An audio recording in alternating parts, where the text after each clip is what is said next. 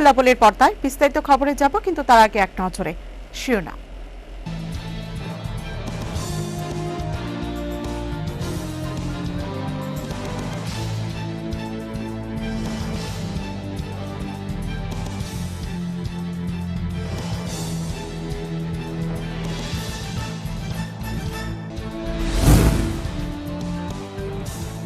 সময় উপযোগী পদক্ষেপ গ্রহণে ব্যর্থ, তার জেরে ফের লকডাউনে কবলে গোটা রাজ্য। দুর্দশা পাল গৃহবন্দী বিপন্ন গরিব খেটে খাওয়া মানুষের। রেশনের চাল খেয়ে পেট ব্যথা বহু পরিবারের সকল সদস্যদের। প্লাস্টিক চাল মেশানোর অভিযোগ। চাঞ্চল্যকর ঘটনা রাজধানীর সুভাষনগর জগৎপল্লী কলোনিতে। রাতের আধারে সবজি খেতে দুষ্কৃতীদের নাশকতা, ঘৃণ্য সামাজিক অবক্ষয়ের চাঞ্চল্যকর ঘটনা বিশালগড়ের গোকুলনগর টিএসআর ক্যাম্প সংলগ্ন এলাকায়।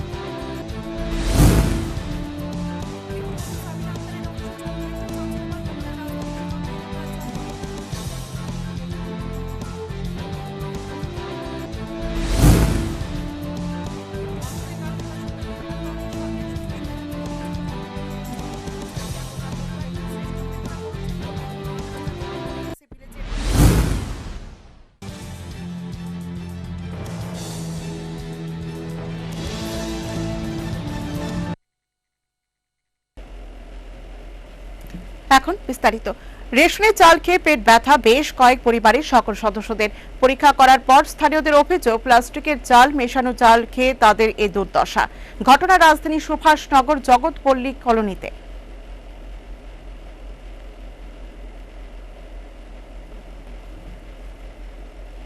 গৃহবধূর রহস্যজনক মৃত্যু। রাজধানীর সীমান্ত এলাকা জয়পুরে ব্যাপক চাঞ্চল্য গোটা এলাকায়। অভিযোগের তীর স্বামীর বিরুদ্ধে। গৃহবধূর অস্বাভাবিক এবং রহস্যজনক মৃত্যুর ঘটনা রাজধানী পশ্চিম থানাধীন সীমান্ত এলাকার জয়পুরে।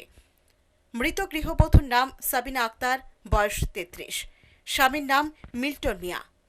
ঘটনা বিবরণী প্রকাশ। দীর্ঘদিন ধরে অবৈধ সম্পর্ক নিয়ে বিবাদ ছিল স্বামী স্ত্রীর মধ্যে। এর মধ্যে মিল্টনের আরও এক স্ত্রী আছে। এ সম্পর্কে স্থানীয় লোকজন সহ মৃতার আত্মীয়দের অভিযোগ হচ্ছে,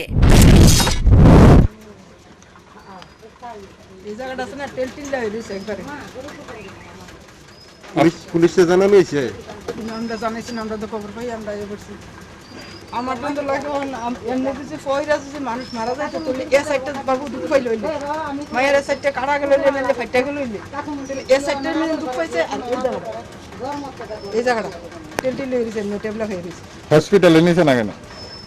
আমরা কেমন কইতাম, আমরা তো কোনো নাই চিনি। প্রথম আজকে আমি হঠাৎ করে শুনি যে মারা গেছে। কালকে আমাদের গেছিল আমার দোকানে যাওয়ার পরে অনেক কিছু কান্নাকাটা করছে। মেয়েটা যে সাবিনা একটা মারা গেছে, আমি বললাম কি তো প্রত্যেক দিন কান্না করছে, কারণ আমি তো কিস করে রাখছি, তো যদি অসুবিধা হয় আমি তো আছি। কেসটা ওই অবৈধ সম্পর্ক নিয়ে আসছিল, এই একটা কিস করে রাখছিল। মেয়েটা জামাই কিস করে রাখছিল। হ্যাঁ, এটা তো কেস করেছে এমনই কান্ডাকান্ডি কয়েকদিন পর হইতেছে। তারপর হঠাৎ করে আজকে শুয়ে রয়েছি বাড়ি, ফোন গেছে যে মারা গেছে। আমি কালকে কথা বললাম, আজকে মারা গেল, হইতেই পারে না। আমার মনে ধারণা হয় না। আমি চট করে দেখেন পুরা অলরেডি আসে দেখি হঠাৎ মারা গেছে। শুনতেছি বাচ্চাটা একটা গোয়াম দিয়েছিল, এরা দেয়া ঢিল দিছে। ঘটনা তো এত বছর ধরে তো তার আগের থেকে জ্বালা যন্ত্রণা করেছিল। এই যে অবৈধ সম্পর্কের কথা একটা কইছে, এটা দিয়ে হ্যার কিন্তু সব কিছু এটা এই ঘরের এই বাড়ির পাশে ছেলেটা কয়েকবার কিন্তু সামনে আনার চেষ্টা করছে। মিথ্যা একটা ইয়া দিয়া তারে মানে বাড়ি থেকে মিথ্যা প্রচার দিয়া মানে বাড়ি করানোর চেষ্টা করছে। এই অত্যাচার করতে করতে বাড়ির দেশে কেস টেস করে সেটাতেও কেসে দেওয়া হাজিরা দিয়া এভাবে মানে আয় পড়ে ঠিকটা বুঝছেন। এরপরে লাস্টেতে বাংলাদেশ ভাগছে সেটা হ্যান থেকে বিয়া মনে করে সেটা আবার বিয়ে করে শুনছে, তাই সংসার। এদিকে মৃতার মেয়ে প্রথম দেখতে পায় লুটিয়ে থাকা তার মাকে। তোমার বাবা কি এখানে আইছিল? এই ঘরে আইছিল? সেটা তখন তোমার মা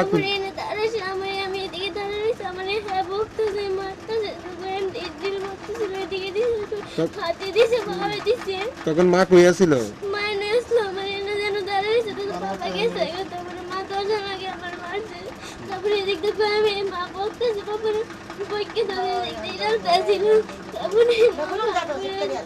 তোমার পাপা কি মারে মারধর করছে? অপরদিকে মৃতার স্বামী জানিয়েছেন তাদের মধ্যে কোনো প্রকার বিবাদ নেই। মারা গেছে। আপনি কিভাবে বুঝলেন মানে হসপিটালে না নিয়ে বা ডাক্তার? না ওর তো একদম নিঃশ্বাস টিশ্বাস একদম কিছু নাই। আমার দুই তিনজন মহিলারও দিয়ে তারা দিয়ে আমি চেক করাইছি। তার কি ডাক্তার? না তারা ডাক্তার না, ঠিক আছে বুঝলেন আপনি? ইয়ে করছে না। তো এরপরে আমি আরেকটা মেয়ের ফোন দিয়ে আনাইছি হসপিটাল নিয়ে মারা যাওয়াতে, আর আমি আর নিছি না, আমি তারা ফোন করছি। কিভাবে বুঝলেন যে আপনার মিসেস মারা গেছে? মানে নিঃশ্বাস একদমই নাই আর কি, একদম হাত পা সব ঠান্ডা হয়ে গেছে। হাসপাতাল নেওয়ার প্রয়োজন মনে হয়েছে না? প্রয়োজন মনে হয়েছে, এমনিতে আমি আরেকটা মেয়ের আনছি যে ওরা ধরে নিয়ে যাবো, তখন সবাই কিছু যে মারা গেছে, মারা যাওয়াতে আর আমি আর হসপিটাল নিয়ে গেছি। এটাই আমার অভাব। আপনার মিসেসের বাবা আরেকটা অভিযোগ করছে আপনি কি দ্বিতীয় বিয়ে করছেন, ওর উপরে অত্যাচার করতে নিয়েছেন? না আমি ওর আপনার শ্বশুর মশাই বলে অভিযোগ করছেন? আমার শ্বশুর মশাইয়ের সামনাসামনি আপনি জিজ্ঞেস করেন যে আমি কোনো অত্যাচার। এদিকে সীমান্ত এলাকা জয়পুরে গৃহবধূর এই রহস্যজনক মৃত্যুর ঘটনায় এলাকা জুড়ে ব্যাপক চাঞ্চল্য দেখা দেয়। Bureau report, হাল্লাপুর। করোনা সংক্রমণ নিয়ন্ত্রণের লক্ষ্যে অবশেষে বাড়ি বাড়ি গিয়ে সার্ভের কাজ শুরু আশাকর্মী ও স্বাস্থ্যকর্মীদের। মূলত সন্দেহভাজন আক্রান্তদের অ্যান্টিজেন পরীক্ষার জন্য এই সার্ভের কাজ শুরু স্বাস্থ্য দপ্তরের উদ্যোগে। অবশেষে করোনা সংক্রমণ রোধের লক্ষ্যে সম্ভাব্য রোগীদের চিহ্নিত করার জন্য বাড়ি বাড়ি সার্ভের কাজ শুরু করলেন আশাকর্মী ও স্বাস্থ্য দপ্তরের কর্মীরা। মূলত সম্ভাব্য আক্রান্তদের অ্যান্টিজেন পরীক্ষার জন্য শুরু হলো এই কাজ। স্বাস্থ্য দপ্তরে এই উদ্যোগ প্রসঙ্গে সার্ভের কাজে যুক্ত এক কর্মী জানিয়েছেন, লকডাউন আছে, লকডাউনে মোটামুটি আমরা যাতে সব কভার করতে পারি সুন্দরভাবে, সেটা আমরা পরিকল্পনা নিয়েছি। এর জন্য সকাল থেকে আমরা বেরিয়েছি, এখন আজকে চলবে মোটামুটি সব। আপনারা প্রত্যেকদিন কটা বাড়িতে ভিজিট করছেন? কটা বাড়িতে? আজকে তো ফার্স্ট দিন, অন্ততপক্ষে এখানে তো 30টার কাছাকাছি তো হয়ে গেল এই অবধি টাইমে। তারপরে নেক্সট আরও করতে পারলে আমাদের ভালো, সবাইকে বাড়িতে পাওয়া যাবে, সেই সুবিধাটা পাবো।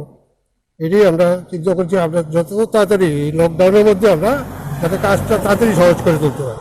আপনারা যে বিভিন্ন বাড়ি ঘরে যাচ্ছেন, বাড়ি ঘরের লোকরা আপনাদের সহযোগিতা করছে? হ্যাঁ, সব সহযোগিতা করছে। আমরা বলছি যে এটা আপনাদের ভালোর জন্যই সরকার চিন্তা ভাবনা নিচ্ছে।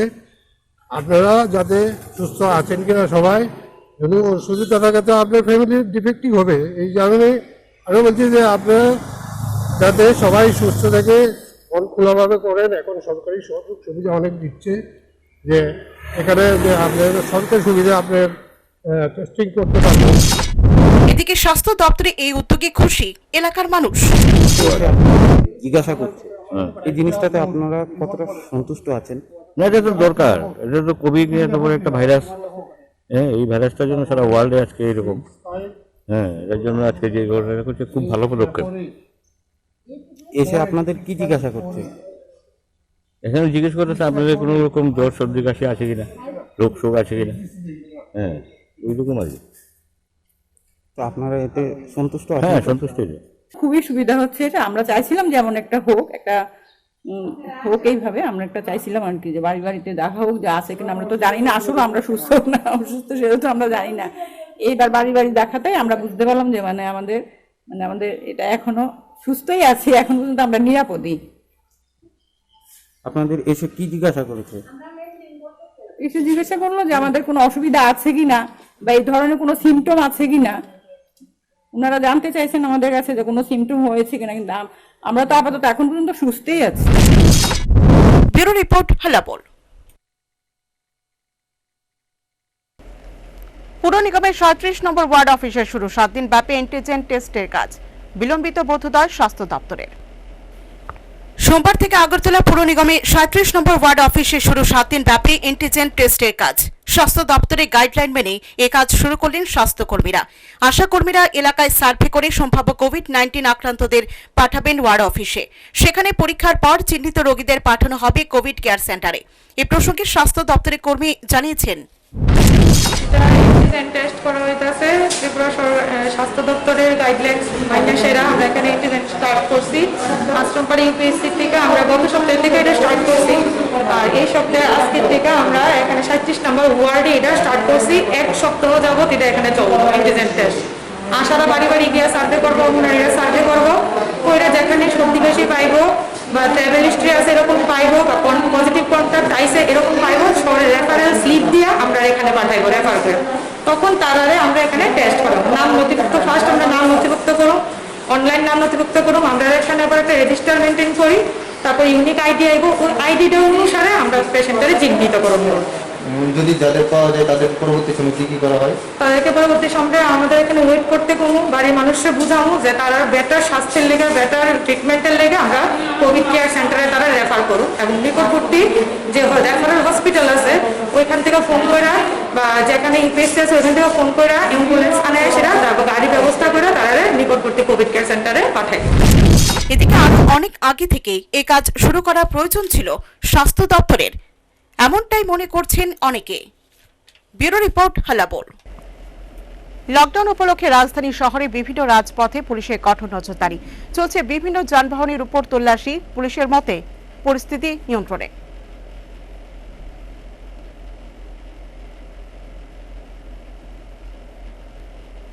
লকডাউনে বিধিনিষেধ কার্যকর করতে রাজধানী শহরের রাজপথে কঠোর নজরদারি চলছে পুলিশের। তল্লাশি চালানো হচ্ছে বিভিন্ন যানবাহনের উপর। পরিস্থিতি স্বাভাবিক বলে জানিয়েছেন সদর মহকুমার পুলিশ আধিকারিক। We have put our people at various important junctions where the volume of traffic is high, so that we can check the important traffic for exempted categories. If the people who are moving belong to exempted categories like healthcare personnel or press or so-called or the government officials, then they are allowed to proceed after checking of ID cards. Even police personnel are being checked for ID cards who are not illegal. And if that is not happening, if someone is violating the lockdown orders on purpose, then that person is being fined or detained under section 151 CRPC. Appropriate legal action is being taken. As you might see, there are a lot of vehicles on the road, and it might seem that lockdown is not being imposed that properly, but the situation is quite different. If you check for all the vehicles, like I have checked around 20 to 30 here only in the last 15 minutes, and most of them are having proper ID cards. So in that case, you have to listen. এদিকে বিনা প্রয়োজনে ঘোরাফেরা করছেন এমন ব্যক্তিদের বিরুদ্ধে প্রয়োজনীয় ব্যবস্থা নিচ্ছেন পুলিশ প্রশাসন। Bureau report, হালাবোল।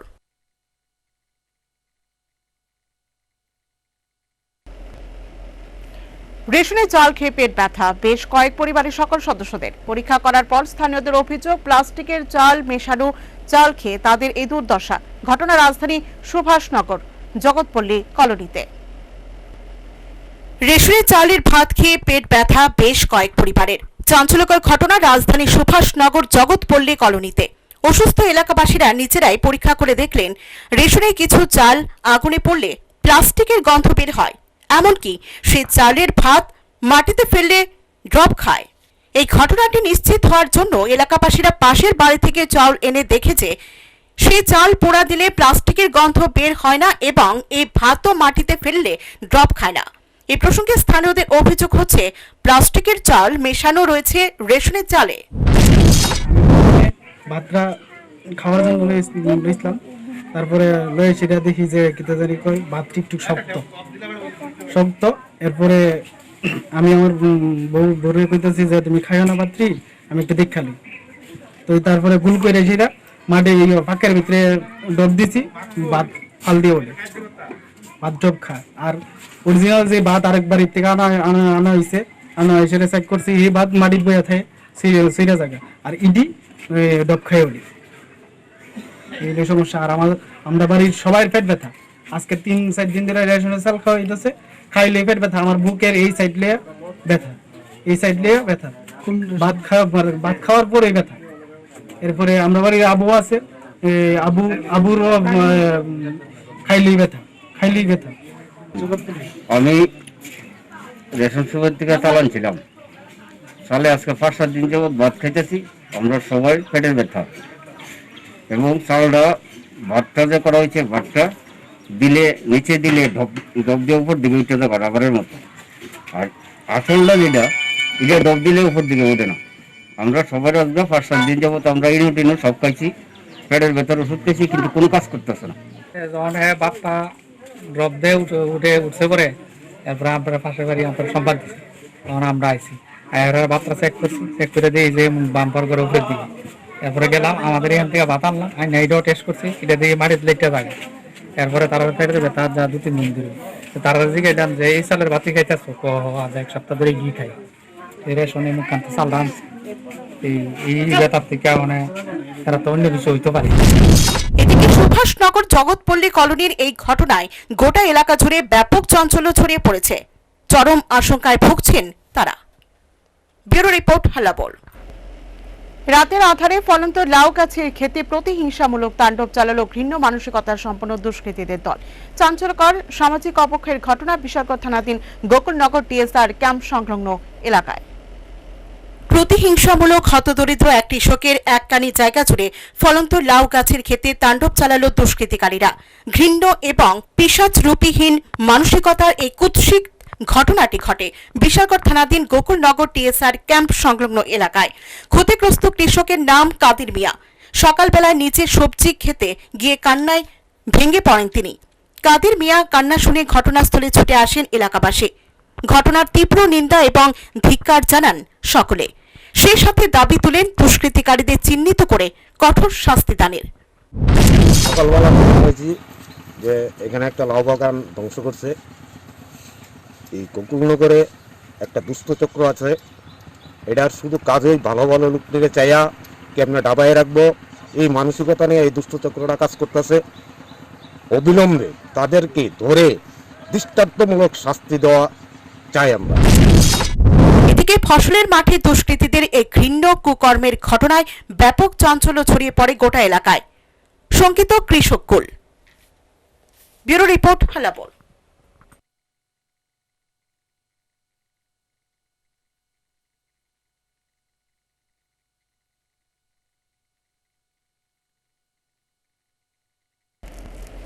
বেনাপোল পেট্রোপোল রেলপথ দিয়ে বাংলাদেশে পৌঁছল প্রথম ভারতীয় কন্টেনার মালবাহী ট্রেন। ফলে করোনাজনিত অচলাবস্থা দূর করে দুদেশের বাণিজ্য সম্প্রসারণে সূচিত হল উজ্জ্বল সম্ভাবনাময় নতুন দিগন্তে। বেনাপোল পেট্রাপোল রেল সংযোগ ব্যবহার করে প্রথম ভারতীয় মালবাহী ট্রেন বাংলাদেশে এফএমসিজি পণ্য ও কাপড় বোঝাই 50টি কন্টেনার মালবাহী ট্রেনটি বাংলাদেশে পৌঁছেছে।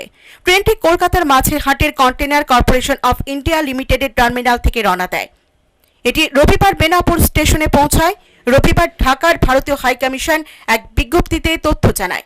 এতে উল্লেখ করা হয়, কন্টেনার ট্রেন পরিষেবা ভারতীয় কন্টেনার কর্পোরেশন অফ ইন্ডিয়া লিমিটেডে মনোনীত ইনল্যান্ড কন্টেনার ডিপো এবং টার্মিনালগুলোর সঙ্গে বাংলাদেশ রেলওয়ের বিভিন্ন স্টেশনকে সংযুক্ত করার জন্য একটি স্থায়ী পরিষেবা হবে। কন্টেনার ট্রেন সার্ভিস হলো একটি অতিরিক্ত পরিষেবা যার সনাতন ফ্রেট ট্রেন সার্ভিস এবং সম্প্রতি চালু হওয়া পার্সেল ট্রেন পরিষেবা ব্যতীত রেলপথে কার্গো পরিবহন করতে চলেছে। কন্টেনার ট্রেন সার্ভিস শুরু করার জন্য 2017 সালের এপ্রিল মাসে বাংলাদেশ সরকার প্রধানমন্ত্রী শেখ হাসিনার ভারত সফরের সময় কন্টেনার কর্পোরেশন অফ ইন্ডিয়া এবং বাংলাদেশ কন্টেনার কোম্পানি লিমিটেড একটি সমঝোতা স্মারক স্বাক্ষর করে। প্রথম পরীক্ষামূলক ট্রেনটি কলকাতা থেকে বঙ্গবন্ধু সেতু পশ্চিম স্টেশন পর্যন্ত 2018 সালের 3রা এপ্রিল সফলভাবে পরিচালিত হয়েছিল। বর্তমানে কোভিড-19 মহামারী উত্থানের সঙ্গে সঙ্গে সরবরাহের ব্যবস্থায় ব্যত্যয় ঘটেছে।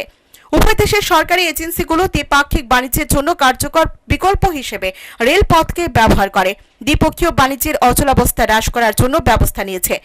এই নতুন চালু হওয়া কন্টেনার ট্রেন সার্ভিসের মাধ্যমে রেলপথে দ্বিপক্ষীয় বাণিজ্যের এক বিশাল সুযোগ উন্মুক্ত হয়েছে এবং আশা করা যায় এই উদ্যোগ দুটি দেশের মধ্যে ব্যবসা বাণিজ্য যথেষ্ট পরিমাণে বাড়িয়ে তুলবে। ঢাকা থেকে হাবিবুর রহমানের রিপোর্ট, হাল্লাবোল। বাংলাদেশের চিলাহাটি রেল স্টেশন থেকে ভারতীয় সীমান্ত পর্যন্ত 6.724 কিলোমিটার রেল পথের মধ্যে 2.859 কিলোমিটার রেল লাইন কাজ শেষ। এগিয়ে যাচ্ছে আনুষঙ্গিক কাজ। ভারত বাংলাদেশের পঞ্চম রেল যোগাযোগ হিসেবে অচিরে চালু হচ্ছে চিলাহাটি হলদিবাড়ি রেলপথ। বাংলাদেশ ভারতের পঞ্চম রেল যোগাযোগ হিসেবে অচিরে চালু হচ্ছে চিলাহাটি হলদিবাড়ি রেলপথ। এই রেলপথটি চালু হলে বাংলাদেশের সঙ্গে ভারত, নেপাল ও ভুটানে রেল যোগাযোগ স্থাপন হবে। এটি হবে দেশের মধ্যে গুরুত্বপূর্ণ ও লাভজনক রেলপথ। বাংলাদেশের নীলফামারীর ডোমার উপজেলার চিলাহাটি রেল স্টেশন থেকে ভারতের সীমানা পর্যন্ত 6.724 কিমি থেকে 2.850 কিলোমিটার রেল লাইন পাতানোর কাজ শেষ করেছে বলে জানায় ঠিকাদার প্রতিষ্ঠান ম্যাং। এই কাজের সঙ্গে দুটি লেভেল ক্রসিং গ্রেড স্টেশন সংলগ্ন 3টি নতুন লুপ লাইন স্থাপন, অত্যাধুনিক প্ল্যাটফর্ম, অ্যাপ্রোচ রোড, 2 তলা rest house, customs checkpost, rail স্টেশনকে আন্তর্জাতিক মানে রূপান্তর সহ অন্য কাজ দ্রুত গতিতে এগিয়ে চলছে। চিলাহাটি হলদিবাড়ি ইন্টারচেঞ্জ লিংক চালু হলেই বন্ধুপ্রতিম দেশের মধ্যে উন্নয়নের দুয়ার খুলে যাবে। লাভবান হবে উভয় দেশ, বদলে যাবে উভয় এলাকার আর্থ-সামাজিক চেহারা। 1947 সালে 15 আগস্ট ভারত ভাগের পরও তৎকালীন পূর্ব পাকিস্তানের সময় চিলাহাটি হলদিবাড়ির মধ্যে এই ইন্টারচেঞ্জ চালু ছিল। তখন চিলাহাটি ও হলদিবাড়ি স্টেশনের উজ্জ্বল ইতিহাস স্মরণ করে এখনো গর্ববোধ করেন এলাকার বাসিন্দারা। 1965 সাল পর্যন্ত হলদিবাড়ির সঙ্গে তদানীন্তন পাকিস্তানের রেল যোগাযোগ চালু ছিল। 1947 সালের ভারতের স্বাধীনতার আগে হলদিবাড়ি চিলাহাটি দিয়ে সরাসরি কলকাতায় রেল যোগাযোগ চালু ছিল। 1965 সালের সেপ্টেম্বর মাসে ভারত পাকিস্তানের যুদ্ধের পর রেল যোগাযোগ বন্ধ হয়ে যায়। রেল যোগাযোগের ক্ষেত্রে হলদিবাড়ি ও চিলাহাটি রেল স্টেশন দুটি পুরো দমে চালু রয়েছে। চিলাহাটি থেকে ঢাকা, খুলনা, রাজশাহী ও অপরদিকে হলদিবাড়ি থেকে ভারতের বিভিন্ন রুটে নিয়মিত ট্রেন চলাচল করছে। শুধুমাত্র সীমান্ত এলাকা বাংলাদেশের চিলাহাটি ও ভারতের হলদিবাড়ির মধ্যে ট্রেন চলাচল থমকে রয়েছে, যা চালুর পথে কাজ দ্রুত গতিতে এগিয়ে চলছে।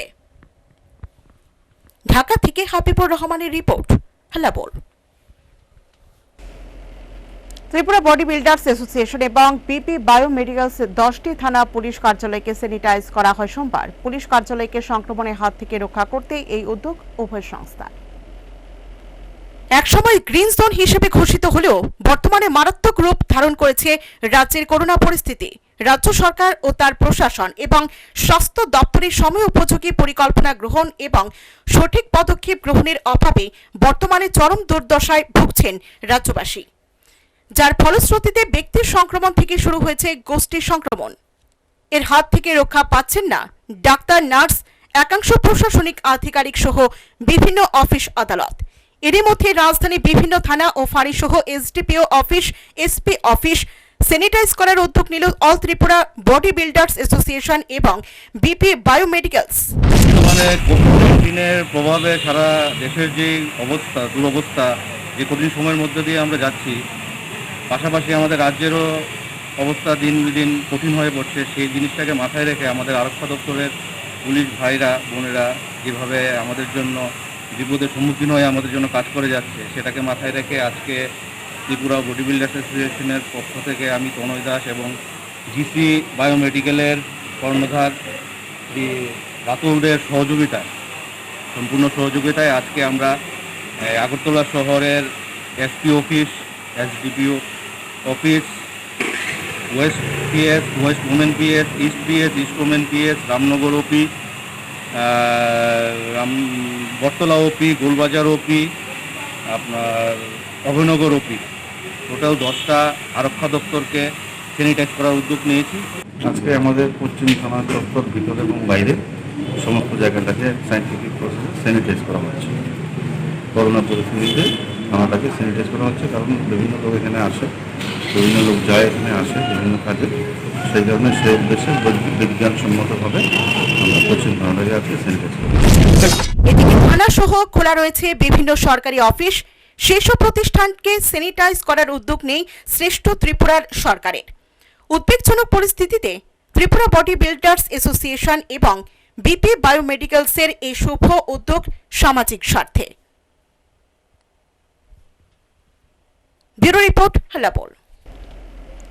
সোমবার থেকে শুরু 3 দিন ব্যাপী লকডাউন। ফের লকডাউনের কবলে রাজ্য, দুর্দশা আরও বাড়ল গৃহবন্দী, বিপন্ন কৃষক, শ্রমিক, দিনমজুর সহ খেটে খাওয়া মানুষের। সোমবার থেকে শুরু 3 দিন ব্যাপী লকডাউন। ফের অনাকাঙ্ক্ষিত লকডাউনের কবলে গোটা রাজ্য, স্তব্ধ রাজ্যবাসীর স্বাভাবিক জীবনযাত্রা। দুর্দশা আরও বাড়ল গৃহবন্দী মানুষের, আরও কঠিন, কঠোর এবং করুণ সমস্যার সম্মুখীন কৃষক, শ্রমিক, দিনমজুর সহ অসংখ্য খেটে খাওয়া গরিব মানুষের। লকডাউনের ফলে শুনশান রাস্তাঘাট, অফিস, কাছারি, হাট বাজার, দোকানপাট। এদিকে রাজ্য জুড়ে আগাম সতর্কতা এবং সময় উপযোগী সঠিক পদক্ষেপ গ্রহণের অভাবে বর্তমানে স্বাভাবিক জীবনযাত্রার প্রশ্নে কঠিন চ্যালেঞ্জের মুখে পড়েছেন রাজ্যবাসী।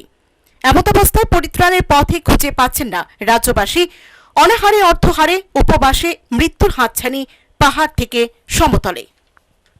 Bureau report, হালাপুর।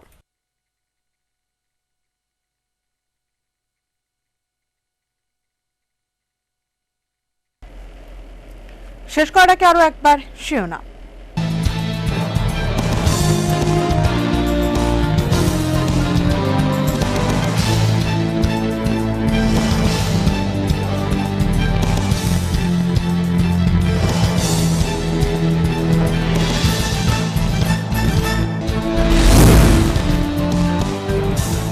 সময় উপযোগী পদক্ষেপ গ্রহণে ব্যর্থ, তার জেরে ফের লকডাউনে কবলে গোটা রাজ্য। দুর্দশা পাল গৃহবন্দী বিপন্ন গরিব খেটে খাওয়া মানুষের। রেশনের চাল খেয়ে পেট ব্যথা বহু পরিবারের সকল সদস্যদের। প্লাস্টিক চাল মেশানোর অভিযোগ। চাঞ্চল্যকর ঘটনা রাজধানীর সুভাষনগর জগৎপল্লী কলোনিতে। রাতের আধারে সবজি খেতে দুষ্কৃতীদের নাশকতা। ঘৃণ্য সামাজিক অবক্ষয়ের চাঞ্চল্যকর ঘটনা বিশালগড়ের গোকুলনগর টিএসআর ক্যাম্প সংলগ্ন এলাকায়।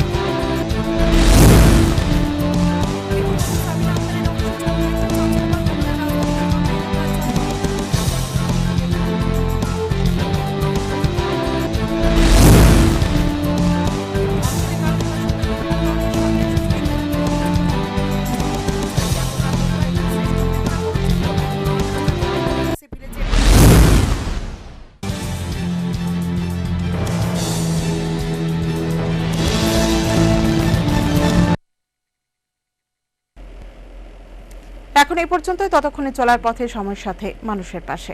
হালাপুর।